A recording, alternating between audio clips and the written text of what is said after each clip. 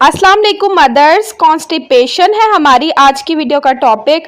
आज की वीडियो में मैं आपको बताऊंगी कि कॉन्स्टिपेशन क्यों होती है, कॉन्स्टिपेशन का घरेलू इलाज क्या होता है, कॉन्स्टिपेशन को कैसे डायग्नोस किया जाता है, इसके अलावा इसके लिए ग़िज़ा कौन सी मुफीद है और इसके लिए क्या क्या परहेज़ है और जड़ी बूटियों से इसका इलाज किस तरीके से किया जाता है। ये सब हम आज की वीडियो में डिस्कस करेंगे, तो आप हमारी वीडियो को एंड तक देखें। हमारे चैनल मदर डायरी को सब्सक्राइब करें, बेल आइकन को प्रेस करें, वीडियो को लाइक एंड शेयर करें। तो चलिए स्टार्ट करते हैं।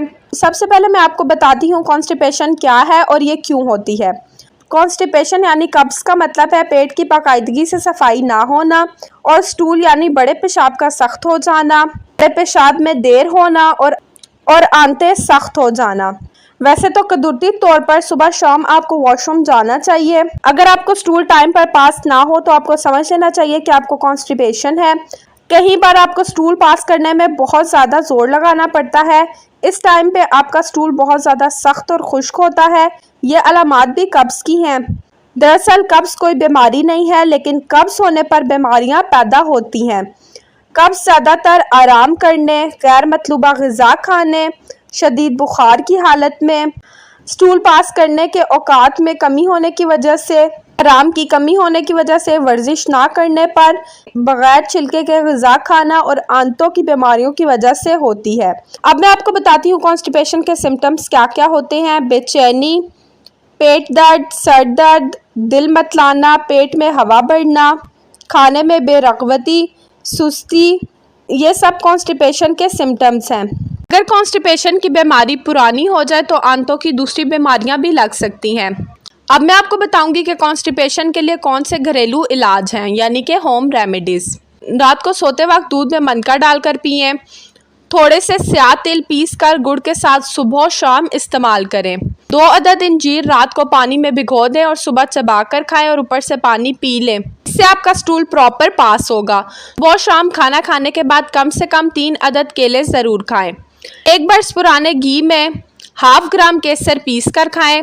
खाने के साथ पपीता खाने से कब्ज़ की शिकायत दूर हो जाती है। चना, जौ और रोटी के इस्तेमाल करने से भी कब्ज़ की शिकायत दूर होती है। सुबह के वक्त गन्ने का रस गर्म करके इसमें थोड़ा सा नींबू निचोड़ कर पिएं।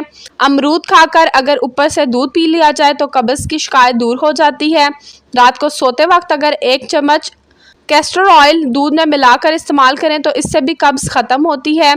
1 अदद लीमू का रस गर्म पानी के साथ रात को सोते वक्त पी लें। सुबह आपका स्टूल पास हो जाएगा। 2 चम्मच लीमू का रस 5 ग्राम चीनी में मिलाकर ये शरबत 4-5 दिन तक लगातार पिएं। इससे भी आपकी कब्ज़ दूर हो जाती है। भूखे पेट सेब खाने से कब्ज़ दूर हो जाती है। सेब को छिलके समेत खाना चाहिए। 1 चम्मच आंवले का चूरन रात को पानी के साथ लें। खरबूजा खाने वालों को कब्ज़ की शिकायत नहीं होती। सुबह शाम 3 छुहारे खाकर गर्म पानी पीने से कब्ज़ दूर होती है। कच्चा टमाटर सुबह शाम खाने से कब्ज़ दूर होती है। साग सब्जियों को लहसुन का बघाड़ दें। रोज़ाना लहसुन खाने से कब्ज़ की शिकायत नहीं रहती। छोटी हड़ीर, सौंफ, मिश्री, इन तीनों चीज़ों को हम वज़न लेकर पीस लें। इसमें से 1 चम्मच चूरन रात को सोते वक्त पानी के साथ इस्तेमाल करें। इससे भी कब्ज़ नहीं होगी। तकरीबन 1 हफ्ता तक रोज़ाना गुलकंद खाकर रात को ऊपर से दूध पी लें। इससे भी कब्ज़ की शिकायत दूर होती है। आम खाने के बाद दूध पीने से सुबह के वक्त पेट साफ हो जाता है। बैंगन और पालक का सूप पीने से भी कब्ज़ दूर होती है। रात को सोते वक्त दूध में 2 चम्मच खालिश शहद डालकर इस्तेमाल करें। इससे भी कब्ज़ दूर होती है। 1 चम्मच खुश आंवले का चूरन शहद के साथ रात को इस्तेमाल करें। रात को 50 ग्राम चने भिगो दें। सुबह के वक्त इन चनों को ज़ीरा और नमक के साथ खाएं। इससे भी कब्ज़ दूर होगी। रात को तांबे के बर्तन में पानी भरकर रख लें। इसमें 1 चुटकी नमक डालकर सुबह के वक्त इस्तेमाल करें। इससे भी कब्ज़ दूर होती है। नीम गर्म पानी में आधा लीमू निचोड़कर सुबह शाम पिएं। इससे भी कब्ज़ दूर होती है। रात को सौंफ का चूरन खाकर पानी पी लें। यह भी कब्ज़ को दूर करता है। नीम के फूल खुश्क कर लें। इसका चूरन रोज़ाना 1 चुटकी रात को गर्म पानी के साथ इस्तेमाल करें। करेले का रस 1 चम्मच, जीरा आधी चम्मच, नमक 1 चुटकी, तीनों की चटनी बनाकर खाएं। इससे भी कब्ज़ दूर होती है। खाना खाने के बाद 200 ग्राम अंगूर खाने से कब्ज़ दूर होती है। नींबू के रस में थोड़ी सी स्याह मिर्च पीसी हुई डालकर इस्तेमाल करें।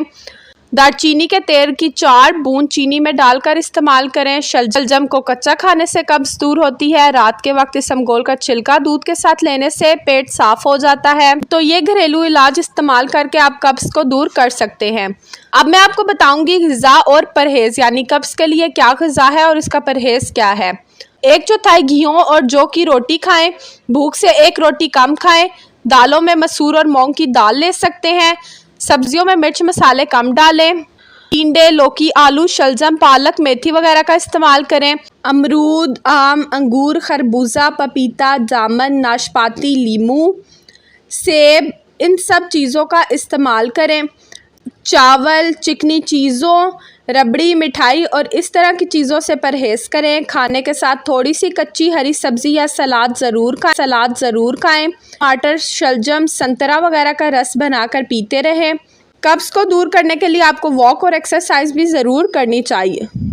अब मैं आपको बताती हूँ कि कब्ज़ का जड़ी बूटियों से किस तरह से इलाज किया जाता है। गवार के तने का गूदा 10 ग्राम ले लें। इसमें 4 पत्ते तुलसी और थोड़े से सना के पत्ते मिलाकर चटनी बना लें। इस चटनी का इस्तेमाल खाना खाने के बाद करें। इससे कब्ज़ की शिकायत दूर हो जाती है। इमली का गूदा पानी में भिगो दें। इसे पानी में मसल कर छान लें। फिर इसमें थोड़ा सा गुड़ और थोड़ी सी सूंड डालकर चटनी तैयार करें। इसको खाने के साथ खाने से कब्ज़ की शिकायत दूर होती है। तुलसी के 4 अदद पत्ते, दालचीनी, सूंड, ज़ीरा, सना के पत्ते, लौंग, इन सब को हम वज़न लेकर पीस कर चटनी बना लें। इस चटनी को 1 कप पानी में उबालें। पानी जब आधा कप रह जाए तो इससे 2 खुराक करके इस्तेमाल करें। इससे भी कब्ज़ दूर होती है। क्योंकि कॉन्स्टिपेशन एक बहुत अहम टॉपिक था, बहुत से लोग हमसे कॉन्स्टिपेशन के बारे में कमेंट सेक्शन में पूछते हैं, तो इसलिए हमने इस पर डिटेल से वीडियो बना दी है। के अलावा कॉन्स्टिपेशन से रिलेटेड हमारे चैनल पर डिफरेंट वीडियोस मौजूद हैं।